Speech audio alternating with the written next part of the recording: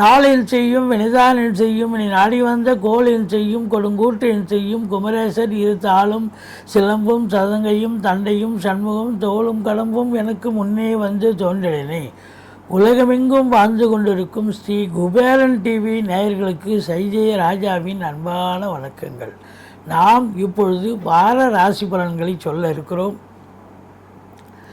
3/5/2021 முதல் 9/5/2021 வரை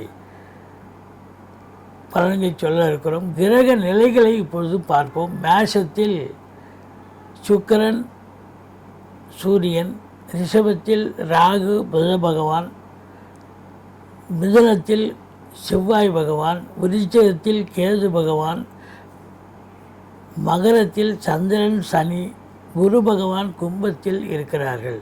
கிரக மாறுதல்கள் என்பது 5/5/2021 சுக்கிர பகவான் தன்னுடைய சொந்த வீடான ரிஷபம் சென்று பலனை தர இருக்கிறார். வார இறுதியில் சந்திர பகவான் மீனம் வரை சென்று பலனை தர இருக்கிறார். இப்பொழுது 12 ராசிகளுக்கும் இந்த கிரகங்கள் என்ன பலாபலன்களை வழங்க இருக்கிறது என்பதை நாம் விரிவாக பார்ப்போம். இப்பொழுது மகர ராசியை நாம் பார்க்க இருக்கிறோம். மகர ராசி காலபுருஷ தத்துவப்படி 10வது ராசி. உத்திராடம் திருவோணம் அவிட்ட நட்சத்திரம் உள்ளடக்கியது. ராசி அதிபதி ராசியில் இருக்கிறது மாபெரும் சிறப்பு. இது ஒரு சாதாரணதல்லங்க. மறுபடியும் இந்த வீட்டுக்கு வந்து சனி பகவான் இங்கே உட்காரணும்னு சொன்னால் இன்னும் 27 வருஷம் பொறுத்து தான் வந்து உட்காருவேன். அப்போ இது இப்போ மாபெரும் சிறப்பல்லவா? கௌரவம், புகழ், அந்தஸ்து, செல்வம், செல்வாக்கு உயரக்கூடிய ஒரு காலகட்டம் அல்லவா? 2ஆம் வீட்டு அதிபதியும் சனி பகவான் தான். அவர் ஆட்சி நிலையில் இருக்கிறார். அப்போது அவரும் தன ஸ்தானாதிபதி.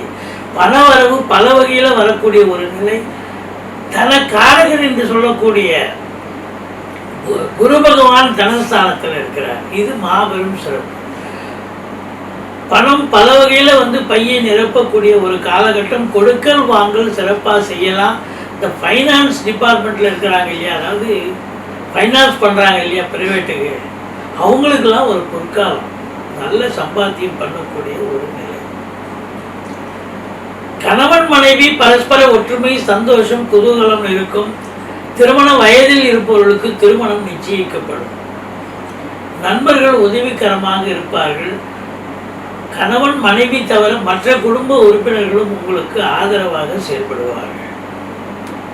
உங்கள் தேக ஆரோக்கியம் சிறப்பாக இருக்கும். ஆரம்ப கல்வி பயிலும் மாணவ மாணவர்கள் நல்லா படிப்பாங்க. 3ஆம் வீட்டை சனி பார்ப்பது சரியல்ல. இளைய சகோதரத்துக்கும் உங்களுக்கும் கருத்து வேறுபாடு வரும். கம்யூனிகேஷன் பாவத்தில் வேலை பார்க்குறவங்க கொஞ்சம் எச்சரிக்கையாக வேலை பாருங்க. 4ஆம் வீட்டு அதிபதி 6க்கு போயிட்டார். தாயாருடைய தேக ஆரோக்கியம் பாதிக்கப்படும். படிக்கும் மாணவ மாணவர்கள் அதிக சிரத்தையோடு படிக்க வேண்டும். அதே நேரத்தில் உங்களுக்கு வண்டி வாகனங்கள் செலவு வைக்கக்கூடிய ஒரு வாரமாக இது அமைகிறது. 5ஆம் வீட்டில் 5க்குடையவன் ஆட்சி நிலை.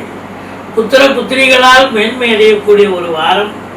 குலதெய்வ வழிபாடு, ரிஷிகள், முனிகள், குருமாருடைய ஆசீர்வாதம் உண்டு. பூர்வ புண்ணியஸ்தானம் வலுப்பெறுகிறது. அங்கேயே தான் வீடு கட்டுறது, வீடு வாங்கக்கூடிய ஒரு சூழல் ஒரு சிலருக்கு அமையும். 6ஆம் இடத்தை குரு பார்க்கிறார். எதிரிகள் ஓடி ஒளிவார்கள். கடன் சுமை படிப்படியாக குறையும். கோர்ட்டில் கேஸ் இருந்தால் உங்களுக்கு சாதகமாக தீர்ப்பு வரும். சொந்த தொழில் புரியும் அன்பர்களுக்கு நல்ல பணியாளர்கள் கிடைப்பார்கள். உங்கள் தேக ஆரோக்கியம் சிறப்பாக இருக்கும். 7ஆம் வீடு அப்படின்னும் போது 7ஆம் வீட்டை சனி பகவான் பார்க்கிறார். இது என்ன ஒரு நிலை அப்படின்னா, கணவன் மனைவிக்குள்ள சண்டை சச்சரவு, பிரச்சனை, பிரிவினை கண்டிப்பாக வரக்கூடிய ஒரு காலகட்டம். நண்பர்கள் எதிரிகளாக மாறுவார்கள். நீங்கள் வேலை பார்க்குறேன்னா நட்பு வட்டாரம், சொந்த பந்தம் எல்லா இடங்களிலும் நீங்கள் வந்தோம் எச்சரிக்கையாக இருக்க வேண்டும். பகைமை பாராட்டுவார்கள் அப்படின்னு சொல்கிறோம். 8ஆம் வீட்டை குரு பார்க்கிறது. 8க்குடையவன் நல்ல நிலையில் இருக்கிறார். வரா கடன்கள் வசூலாகக்கூடிய ஒரு நிலை. இன்சூரன்ஸ் பணம் கிளைம் ஆகி கைக்கு வரக்கூடிய ஒரு நிலை. வாரிசு இல்லாத குடும்பங்களுக்கு உங்களை வாரிசால் நியமித்து அவங்களுடைய சொத்து பத்து நகை நட்டு லிக்விட் கேஷ் உங்கள் பெயருக்கு மாற்றி எழுதக்கூடிய விபரீத ராஜயோகம் ஒரு சிலருக்கு அமையும். 9ஆம் வீட்டு அதிபதி உங்களுக்கு எங்க இருக்கிறார்னா 5ல் இருக்கிறார். ஒரு திரிகோணாதிபதி இன்னொரு திரிகோணம் ஏறி இருப்பது மாபெரும் சிறப்பு. பாக்கிய நிறைவை பெறுகிறீர்கள். வெளியூர் வெளிநாட்டு பயணம் உங்களுக்கு ஆதாயத்தை தரும், சந்தோஷத்தை தரும், பாக்கிய நிறைவை தரும் அப்படின்னு நம்ம சொல்றோம். 10ஆம் வீட்டை குரு பார்க்கிறார். இது மாபெரும் சிறப்பு. பட்டம் பதவி தேடி வரும். வேலையில் இருக்கிறவங்க இது வரைக்கும் ப்ரொமோஷன் எதிர்பார்த்துருப்பீங்க, இப்போ ப்ரொமோஷன் தேடி வரக்கூடிய ஒரு நிலை. அதனால உங்களுக்கு ஊதிய உயர்வு கிடைக்கும்.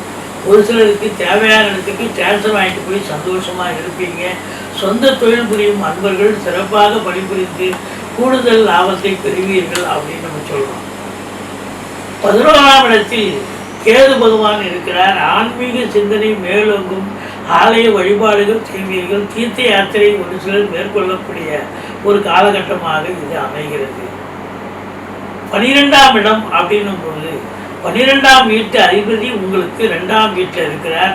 இந்த வாரம் உங்களுக்கு செலவுகள் ஏற்படக்கூடிய ஒரு வாரம். குடும்பத்தில் சுப செலவுகள் ஏற்படும் அப்படின்னு நம்ம சொல்கிறோம். மொத்தத்தில் நீங்கள் வணங்க வேண்டிய தெய்வம் முருகப்பெருமானை வணங்குங்கள், சிவனை போற்றுங்கள், பெருமாளை வழிபாடு செய்யுங்கள். வாழ்க்கையில் எல்லா வளமும் நலமும் கிடைக்க நான் இப்பொழுதும் பூஜிக்கும் ஸ்ரீ ராகவேந்திரரை வணங்குகிறேன். வாழ்க வளமுடன். ஸ்ரீ குபேரன் டிவியை பார்த்தமைக்கு நன்றிகள். மேலும் இது போன்ற தகவல்களை தெரிந்து கொள்ள ஸ்ரீ குபேரன் டிவியை சப்ஸ்கிரைப் செய்யுங்கள். மறக்காமல் பெல் ஐக்கானை கிளிக் செய்யுங்கள்.